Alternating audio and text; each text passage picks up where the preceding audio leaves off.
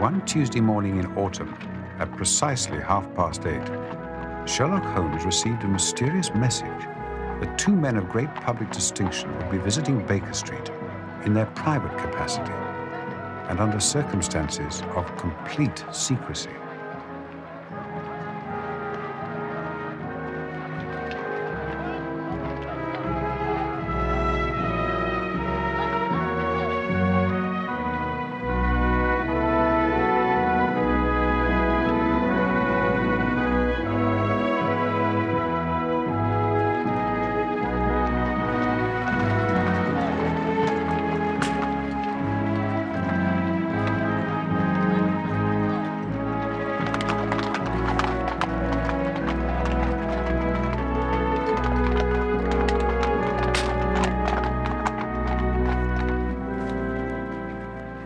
They're here.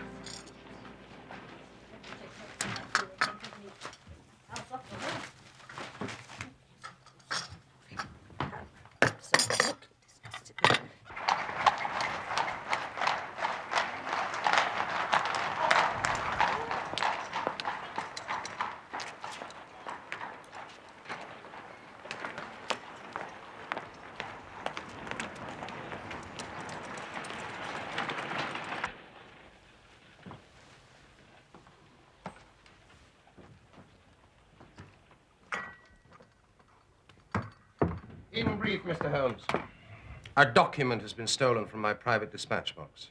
And when I discovered my loss, which was at 8 o'clock this morning, I at once informed the Prime Minister. It was at his suggestion that we both come to you. You have informed the police? No, sir, we have not done so, nor is it possible that we should do so. To inform the police must, in the long run, mean to inform the public.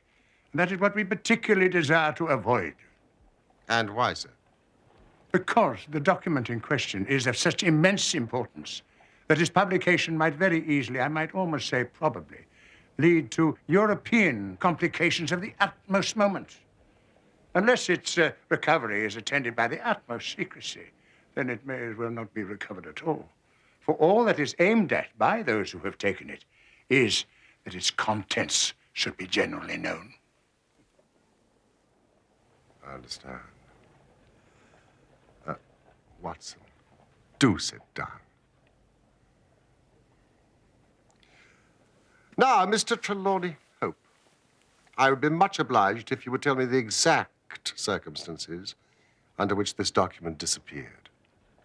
As Secretary of State for European Affairs, I received the letter 6 days ago. It was a letter from a foreign potentate, you understand. It was of such importance that I never left it in my safe, but I have taken it each evening from my office back to my house in Whitehall Terrace and kept it in my bedroom, locked in my dispatch box. And you are sure that it was there last night? Yes, I'm quite certain of that fact. I actually opened the dispatch box whilst I was dressing for dinner, and I saw the letter inside. It then remained upon my bedside table. Both my wife and I are light sleepers and are prepared to swear that no one could have entered the room during the night, and yet this morning, the paper is gone. What time did you die? At 7:30. How long was it before you went to bed? My wife had gone to the theater. I had waited up for her. It was 11:30 before we went to our room. So, for 4 hours, the dispatch box had lain unguarded. Mr. Holmes, no one is ever permitted to enter that room, save the housemaid in the morning and my valet during the rest of the day. They are both trusty servants who have been with us for many years. Besides, neither of them could have possibly known that there was anything more valuable than the ordinary departmental papers in my box. Surely your wife knew? Mr. Holmes, I've long known how high is Mr. Hope's sense of public duty. I'm convinced that in a case of this importance, it would rise superior to the most intimate domestic ties. You do me no more than justice, Prime Minister. Until this morning, I have never breathed one word to my wife upon this matter. Well, who is that in England who did know of the existence of this letter? Each member of the cabinet was informed of it yesterday, but the pledge of secrecy which attends every cabinet meeting was increased by the solemn warning given by the Prime Minister. God! To think that within a few hours I myself should have lost it.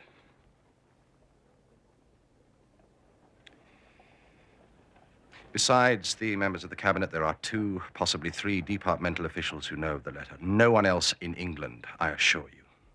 But abroad? I believe that no one abroad has seen the letter except the man who wrote it. I am well convinced that his ministers, that the usual official channels have not been employed in this case. Now, sir, I must ask you more particularly what this document is and why its disappearance should have such momentous consequences. Well, sir, Mr. Holmes, the envelope is a long, thin one of pale blue color. There's a seal of red wax stamped with a crouching lion. It is addressed in large, bold handwriting. Interesting and indeed essential as these details are, my inquiries must go more to the root of things. What was the letter? It is a state secret of the utmost importance, which we cannot tell you, nor do I see that it is necessary. If by the powers which you are said to possess you can find such an envelope as I've described with its enclosure, then you will have deserved well of your country and earned any reward which it is within our power to bestow. Gentlemen, you are two of the most busy men in the country. And in my own small way, I have a good many calls upon me. I regret exceedingly that I am unable to help you in this matter. And any continuation of this interview would be a waste of time. I am not accustomed, sir, to such.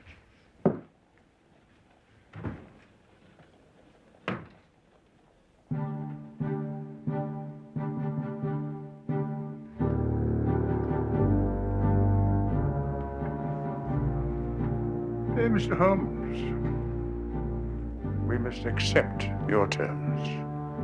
No doubt you are right, and it is unreasonable for us to expect you to act unless you have our full confidence.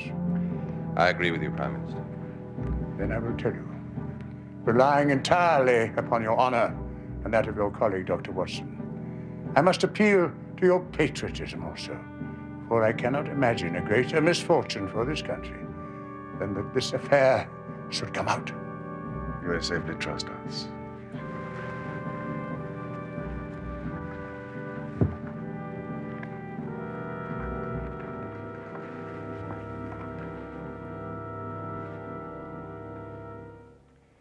The letter, then, is from a certain foreign potentate who has been ruffled by some recent colonial developments of this country. It is written hurriedly and upon his own responsibility entirely. At the same time, it is couched in so unfortunate a manner that its publication would undoubtedly lead to the most dangerous feeling in this country. There would be such ferment, sir, that I do not hesitate to say that within a week of the publication of this letter, this country would be involved in a great war. And it is this letter which may well mean the expenditure of £1,000 million and the lives of 100,000 men.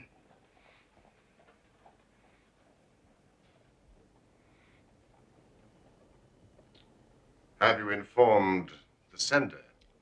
A cipher telegraph has been dispatched. Perhaps he desires the publication of the letter. No, Doctor, we have strong reason to believe that he already understands that he has acted in an indiscreet and hot-headed manner. It would be a far greater blow to him and his country than to us if this letter were to come out. This is so. In whose interest is it that the letter should come out? Why should anyone desire to steal it and to publish it? And there, Dr. Watson, you take me into the realms of high international politics. But if you consider the European situation, you will have no difficulty in perceiving the motive. The whole of Europe is an armed camp. Great Britain holds the scales. If Britain were driven into war with one confederacy, it would assure the supremacy of the other, whether they were joined in the war or not. So it is the enemies of this potentate who want to secure and publish this letter so as to make a breach between his country and ours? Yes, sir. And to whom would the document be sent if it fell into the wrong hands? To any of the great chancelleries of Europe. It is probably speeding its way thither at this present instant as fast as steam can take it. It is your misfortune, my dear fellow. No one can blame you. There's no precaution which you've neglected. But now, Mr. Holmes, you are in full possession of the facts. What course do you recommend? You think that if this document is not recovered, there will be war? I think it is very probable. Then, sir, prepare for war. That is a hard saying, Mr. Holmes. Consider the facts. There seems no doubt this document was taken between 7:30 and 11:30 yesterday evening, so where can it be now? No one has any reason to retain it. It has been passed from hand to hand rapidly to those who need it and who will pay well for it. What chance do we have to overtake it or even trace it? It is beyond our reach.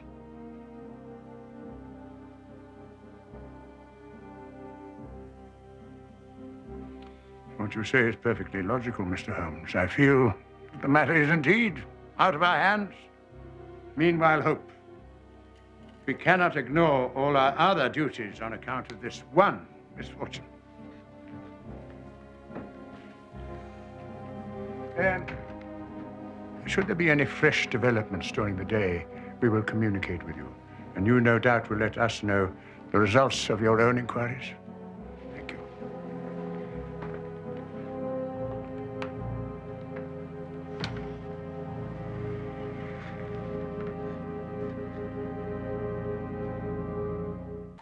Telegram!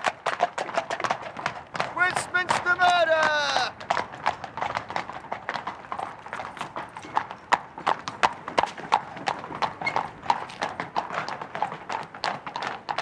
Westminster murder! Telegram! Westminster murder! Telegram!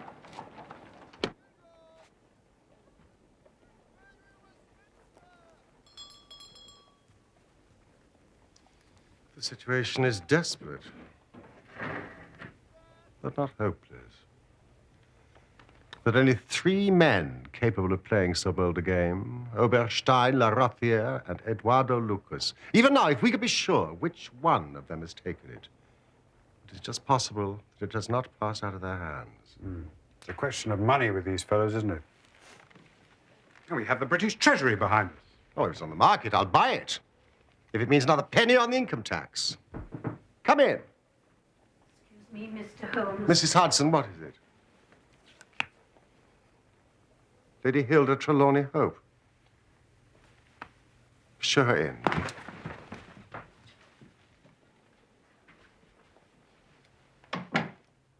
Has my husband been here, Mr. Holmes? Yes, he has been here. Mr. Holmes, I implore you not to tell him I came here. Your ladyship puts me in a very delicate position. I beg of you to sit down and tell me what it is you desire. But I cannot make you any unconditional promise. Gentlemen, I will speak frankly to you in the hope that it will induce you to speak frankly in return.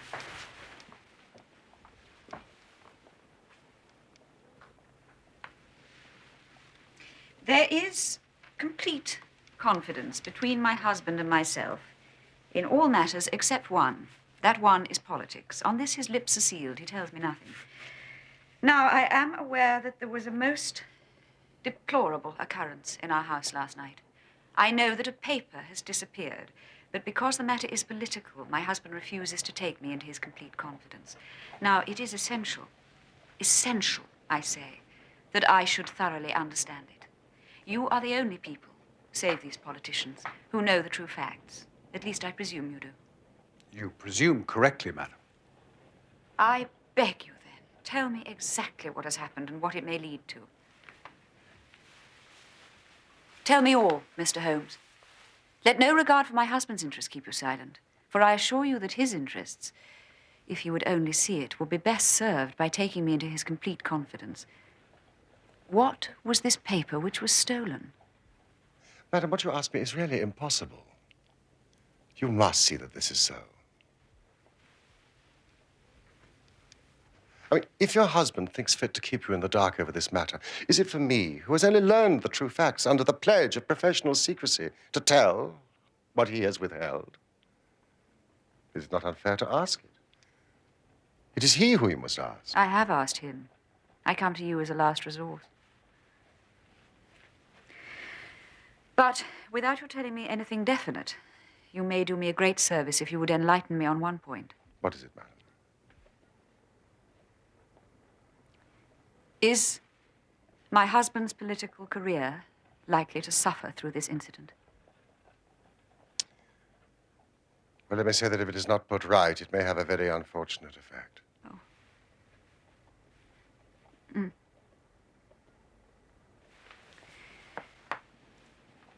One more question, Mr. Holmes. From an expression which my husband dropped in the first shock of the disaster, I understood that terrible public consequences might arise from the loss of this document. If you said so, I cannot deny it. Of what nature are they? There again, you ask me more than I can possibly answer.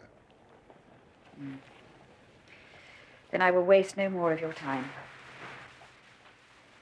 I cannot blame you, Mr. Holmes, for refusing to speak more freely. And you on your side will not, I'm sure, think the worst of me because I desire to share my husband's anxieties, even against his will.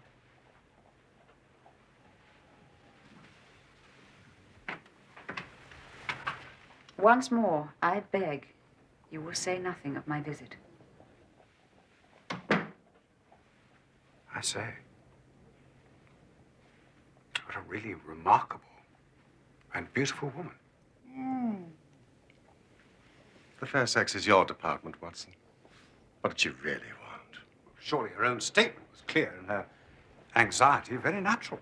Think of her appearance, Watson, her manner, her suppressed excitement, her restlessness, her tenacity in asking questions. Remember, she is the youngest daughter of the Duke of Belminster and comes of a caste that does not lightly show emotion. She was certainly much moved. And you observed, of course, how she maneuvered to have her back to the light. She did not wish us to read her expression too closely. Yes, she chose that chair in the whole room. And yet the motives of women are so inscrutable. I mean, how can you build on such a quicksand? Their most trivial action may mean volumes, or their most extraordinary conduct may depend upon a hairpin or a curling tongs. Yeah. Good morning, Watson. You off then?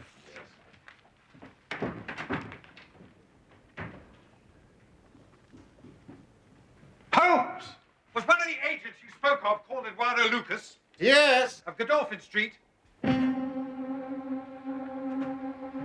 Yes. You'll not see him. Why not? He was murdered in his house last night.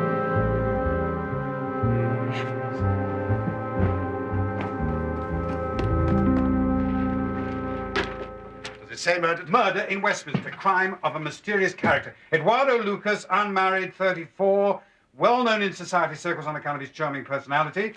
Valet out for the evening. They always are. Elderly housekeeper sleeps atop of the house, heard nothing. They never do. Just before midnight, Police Constable Barrett saw door ajar, found Lucas's room in disorder. Lucas stabbed to the heart. Let me see. Prussian military dagger. Robbery does not appear to be the motive. Valuable collection untouched. What do you make of this, Watson? Well, it's an amazing coincidence. Coincidence? Here is one of the three men we have named as possible actors in this drama. And it meets a violent end during the very hours we know that drama is enacted. The odds are enormously against it being a coincidence. The two events are connected. Must be connected. It is for us to find the connection. By now, the police must know all. No, not at all. They know all they see at Godolphin Street. They know and shall know nothing of Whitehall Terrace. Only we know of both events and can trace the relation between them. It is with the late Eduardo Lucas that the solution to our problem lies. But it is a capital mistake to theorize in advance of the facts.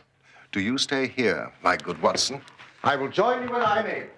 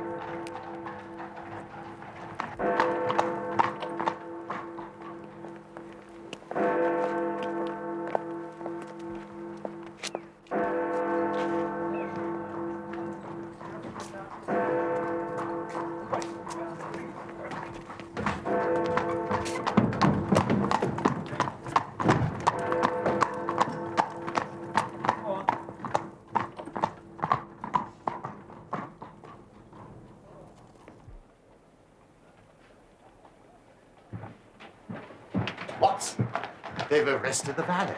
Lestrade has been put in charge of the case. He's buzzing around like a bluebottle. I've got to know him rather well. Would it help if I spoke to him? No, it would not. This is the case where the law is as dangerous to us as the criminals are. We must be patient and wait.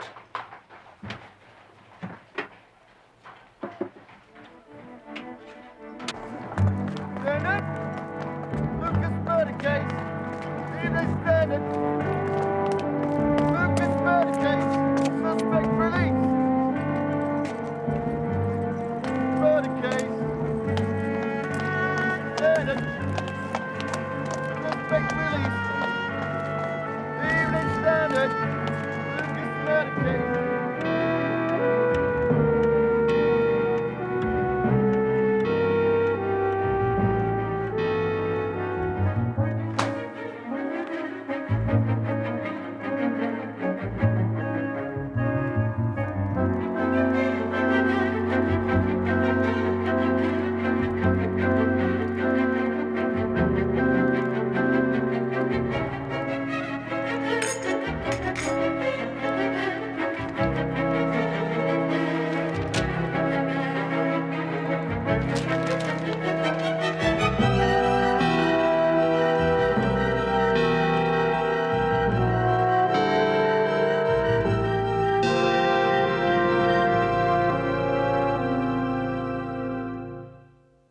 Breakfast, Mr. Holmes. No, thank you, Mrs. Hudson. I don't want to. I don't know. You'll fade away at this rate. I say, Holmes! They've found the murderer. Or rather, murderess. Indeed. There's a wire from Paris. Apparently, Lucas was leading a double life. He had a Creole wife in France where he called himself Henri Fournay. The woman was reported to the police yesterday by her servants. She is quite insane, a mania of a dangerous and permanent form. Poor woman. But listen to this. The same woman was seen in the neighborhood of Godolphin Street on the night of the murder and later made an emotional scene at Charing Cross Station. Now, what do you think of that? Oh, my dear Watson, you are so long suffering. If I've told you nothing over these last few days, it's because there is nothing to tell. Even now, this report from Paris doesn't help us much. Well, surely it's final as regards Lucas's death. The man's death is a mere incident, a trivial episode in comparison with our real task, which is to trace the document and save a European catastrophe. Now, if the letter were loose... No, it cannot be loose. But if it isn't loose, where can it be? Who has it? Why is it held back? Well, if Lestrade found it amongst Lucas's papers, he's not such a fool as to announce it. He would inform the Chief Commissioner. The Chief Commissioner would inform the Home Secretary, and he, in turn, the Prime Minister. No, it's not among Lucas's papers. But why is it held back? That is the question which beats in my brain like a hammer. Was it a mere coincidence that Lucas should meet his death on the night when the letter disappeared? Did it ever reach him? Has this mad wife of his taken it with her to Paris? If so, is it in her house in Paris? Should I go to Paris? That would alert the French police. Now, every man's hand is against us. And yet, the interests at stake are colossal. You know, should I bring this to a successful conclusion, it will certainly represent the crowning glory of my career. Holmes! Go!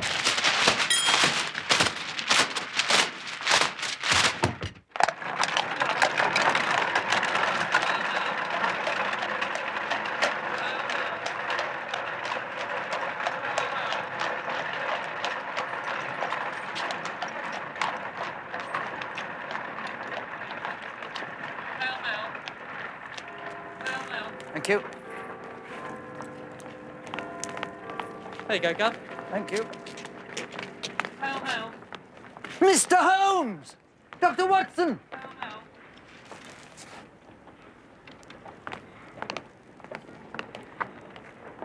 hail. You've no doubt been following the Lucas case? Lucas? Lucas. Ah, yes, the name does seem familiar to me. Eduardo Lucas. Found murdered last Tuesday night at his house in Godolphin Street. Rather a distinguished gentleman. Student of international politics and a remarkable linguist, so they say. I've been in charge of the case, matter of fact. Not an easy task by any means. Some delicate problems, you understand. But with the aid of our French friends, I've been able to bring the case to a satisfactory conclusion. All the loose ends tied up. Oh, we've got it. Clear as if we'd seen it. Well, congratulations, Lestrade. Another feather in your cap. Thank you. Yes, indeed. Oh, before you go, Mr. Holmes, it's a mere trifle, but the sort of thing you take an interest in. Queer, you know, what you might call freakish. It has nothing to do with the main fact. Can't have on the face of it. What is it then? Well, if you gentlemen could come down to Godolphin Street, I think I could explain it better on the spot. For a few minutes, perhaps? Oh, good. It's only just round the corner. Thank you, cabby. Keep the change.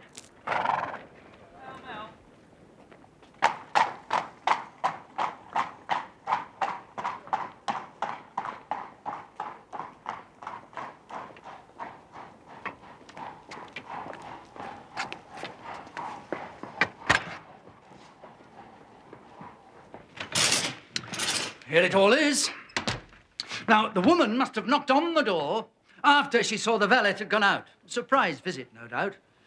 Lucas let her in. Well, he couldn't keep her on the street, could he, his own wife?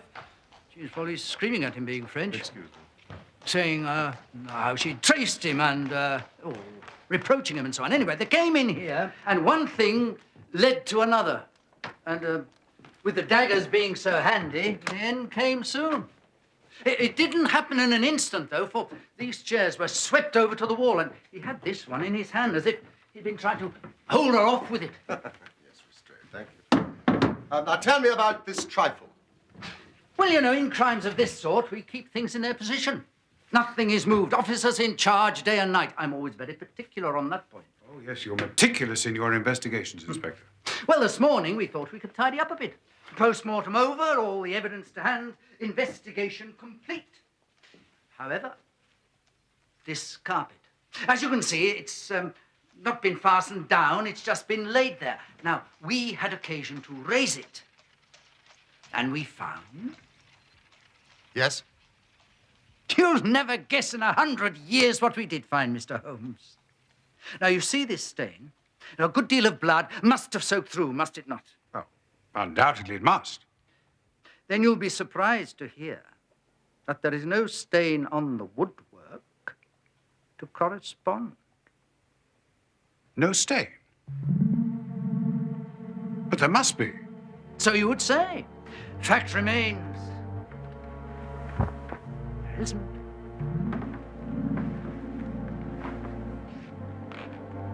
But the underside is as stained as the upper.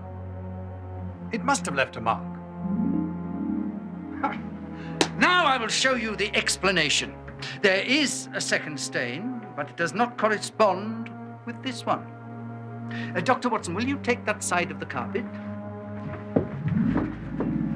Now we will move round in an anti-clockwise direction.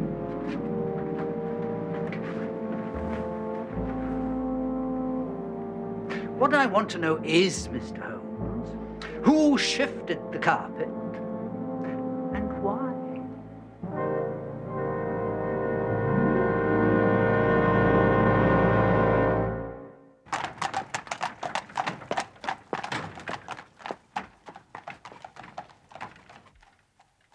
Lestrade, who was on duty the day after the murder? The day after. Macpherson. He's out there now. Take my advice, examine him carefully. I'll get him. Don't do it before us. We'll wait here. Tell him you know someone has been here. Press him. Tell him a full confession is his only chance of forgiveness. Do exactly as I tell you. But George, if he knows, I'll have it out of him. Watson, quickly the tape.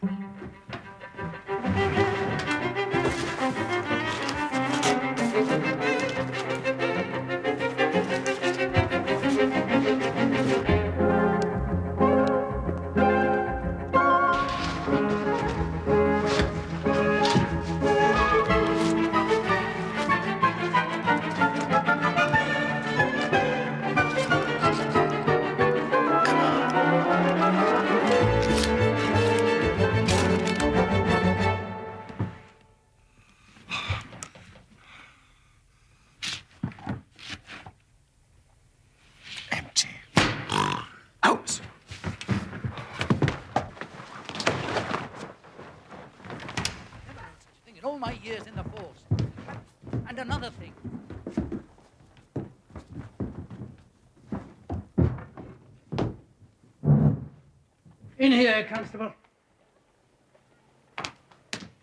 Macpherson, how's the family? Very well, thank you, sir. Well, come on, out with it. Let these gentlemen hear of your inexcusable conduct. Well, I meant no harm, sir, I'm sure. This young woman came to the door answering an advertisement about typewriting. It was mistook the house, she said. Well, we got talking, sir. You know how it is. It's a bit lonely when you're out there on duty all day. What happened, Macpherson? Well, sir, we got talking about the crime. She had read about it in the paper, she said, and wanted to see what it was done. So I saw no harm in letting her have a wee keek. She got just about in the door there, spotted that mark in the carpet, and down she dropped on the floor and lay for dead. And no wonder. Go on, Macpherson. Well, sir, I was away around at the Ivy plant for some brandy, and by the time I had brought it back, the young woman had... Well, she wasn't here anymore. She had recovered and was off. But ashamed of herself as like as not, and dared to not face me.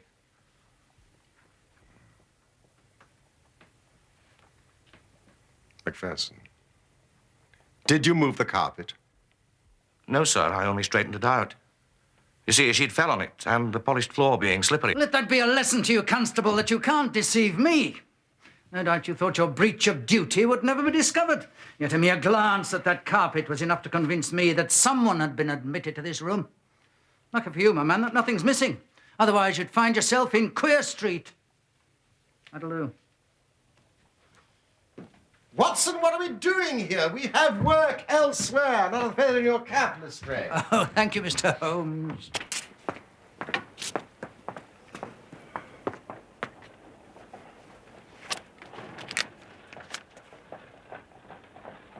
Good Lord, Mr. Holmes. Hey! Have you solved it? Hardly, Watson, hardly.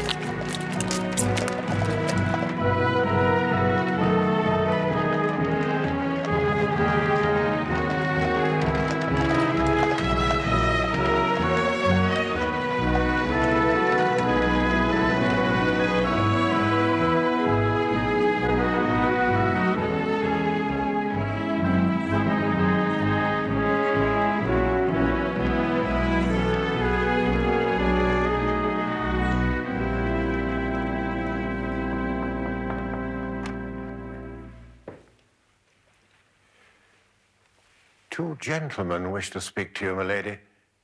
They do not have an appointment. Who are they, Bates? Mr. Sherlock Holmes and a Dr. Watson, milady.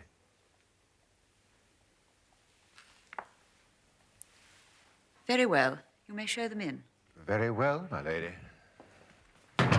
Excuse me. Mr. Holmes and Dr. Watson, milady. Mr. Holmes, this is surely most unfair and ungenerous on your part. I have desired, as I have explained, to keep my visit to you a secret, and yet you compromise me by coming here and so showing there are business relations between us. Unfortunately, madam, I have no possible alternative. I've been commissioned to recover an immensely important document. I must ask you, therefore, to be kind enough to place it in my hands. You insult me, Mr. Holmes. Do not ring, Lady Hilda. If you work with me, I can arrange everything. If you work against me, I must expose you. You're trying to frighten me. It's not a very manly thing, Mr. Holmes, to come here and browbeat a woman. You say you have something to tell me. Very well, I give you 5 minutes. Well, one is enough, Lady Hilda. I know of your visit to Eduardo Lucas, of your giving him this letter, of your ingenious return to the room on the evening after the murder, and of the manner in which you took this letter from its hiding place under the carpet. I have kept this because I thought it might be useful.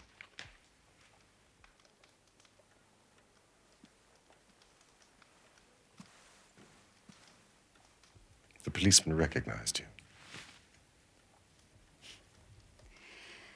Once again, Mr. Holmes, I tell you, you're under some absurd illusion. Oh, I am so sorry, Lady Hilda. I have done my best. but I see that I'm in vain. Is Mr. Trelawney Hope at home? He'll be back at 12:30, sir. Then we have a quarter of an hour. We will wait here.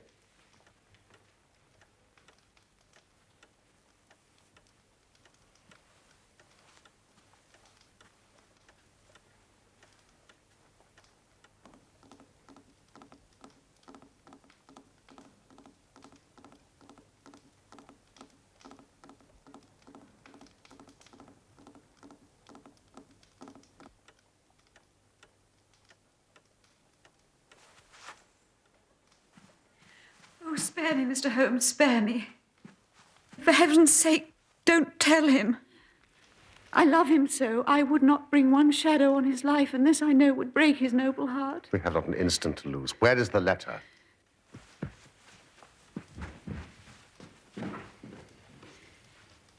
Here it is.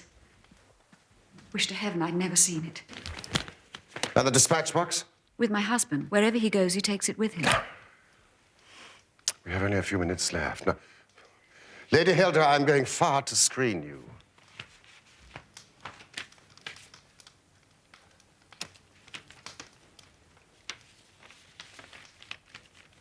In return, you will spend the time telling me frankly the real meaning of this extraordinary affair.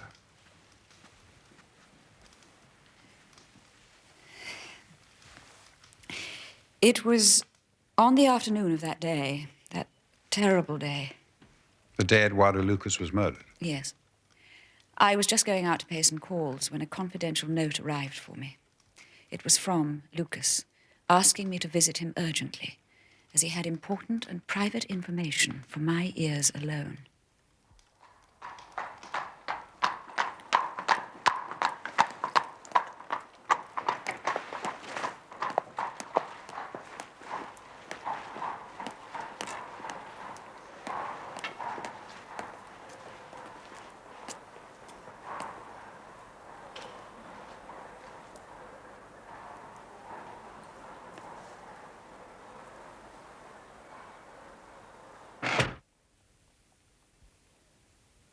He had obtained, in some way, a letter of mine, Mr. Holmes. An indiscreet letter, written before my marriage. Foolish letter, the letter of an impulsive, loving girl. I meant no harm, yet my husband would have thought it criminal. Had he read that letter, his confidence would have been forever destroyed. It's years since I wrote it. I thought the whole matter was forgotten.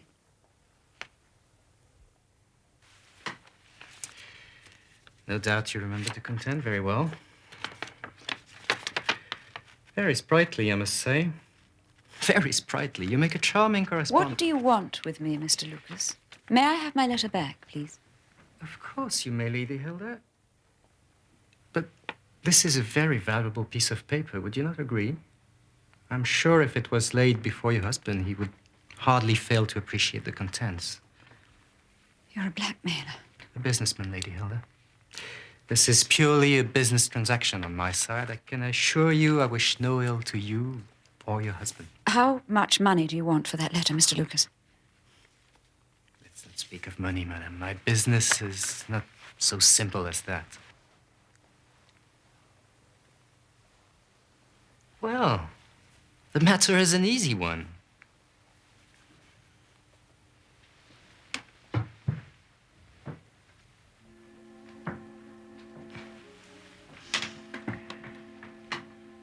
Every evening, when your husband returns from his ministry, he brings with him his private dispatch box. Is that not so? Yes. When he comes home tonight, this box will contain a long blue envelope sealed in red wax with a crouching lion stamped on it. Bring me that long blue envelope with its contents, and I will return you this. But my husband... No harm will come to him, I can assure you. Put yourselves in my position. What was I to do? Take your husband into your confidence. I could not, Dr. Watson. I could not.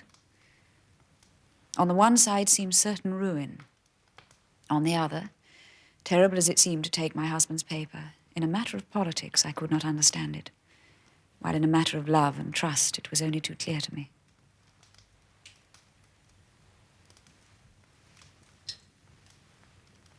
I did it, Mr. Holmes. I did it. I invented a story about going to the theatre.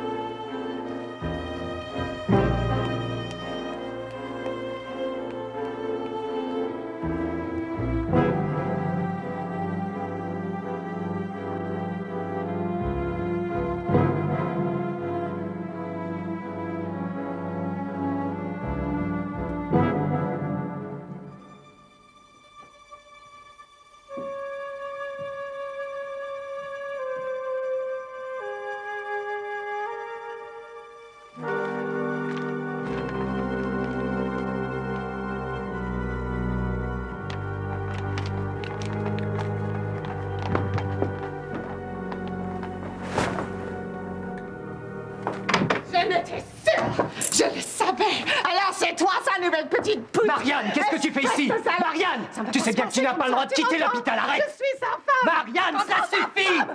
Je t'interdis de me toucher, ne m'en touche pas! Est-ce que tu vas arrêter? Pute! J'en ai assez, tu m'entends? Je t'ai pardonné!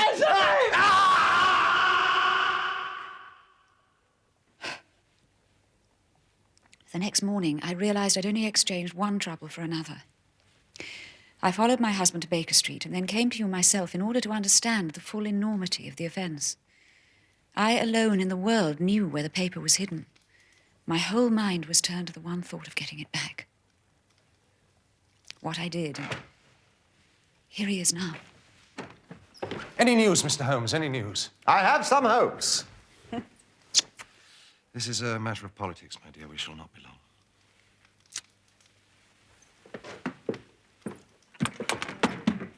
The Prime Minister is lunching with us. May he share your hopes? He has nerves of steel, and yet I know that he's hardly slept since this terrible event. Mr. Holmes has some news for us, sir. Ah. What have you to report, Mr. Holmes? Purely negative as yet. I've made inquiries at every point where it might be, and I'm sure there is no danger to be apprehended. That's not enough, Mr. Holmes. We cannot live on this volcano. We must have something definite. I have high hopes of getting the letter back. That is why I'm here. The more I think of it, the more I am convinced that the letter has never left this house. Oh, really, Mr. But why should anybody take it in order to keep it in this house? I'm not convinced that anybody has taken it. Mr. Holmes, this joking is very ill-timed. You have my assurance it was taken. Have you examined the box carefully since last Tuesday morning? No, not thoroughly. I did not consider it necessary. You could conceivably have overlooked the letter. That is impossible, sir. I have heard of such things happening. You have other papers in the... Yes, all my confidential papers. It could have got mixed with that. It was on the top. The box could have been shaken. I had everything out. It's easily settled. Let's go and look. This is a farcical waste of time. Still, if nothing else will satisfy you, it shall be done.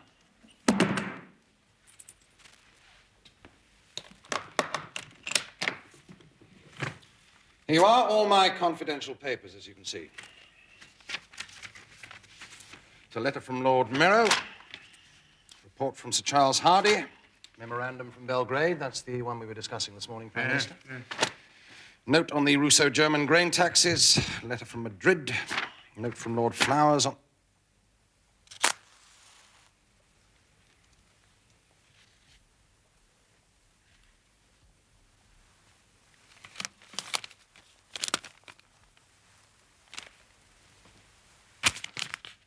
Yes, this is it.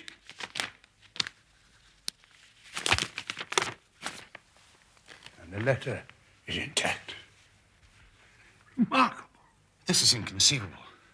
Impossible, Mr. Holmes. Hilda! How did you know it was here?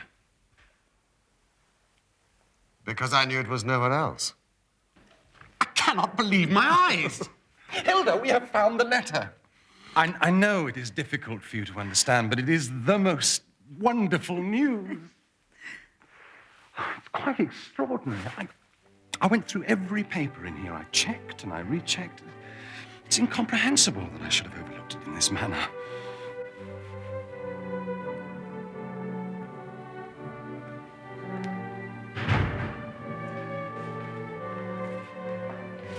Oh, gentlemen.